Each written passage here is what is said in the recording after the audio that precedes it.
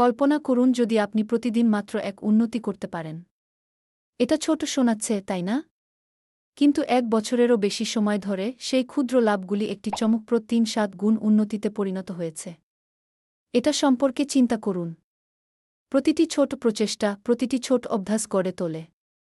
প্রতিদিন কয়েকটি পৃষ্ঠা পড়া, মাত্র ১-০ মিনিটের জন্য ব্যায়াম করা বা একটি নতুন শব্দ শেখা হোক না কেন, এই ক্রমবর্ধমান পরিবর্তনগুলি গতি তৈরি করে।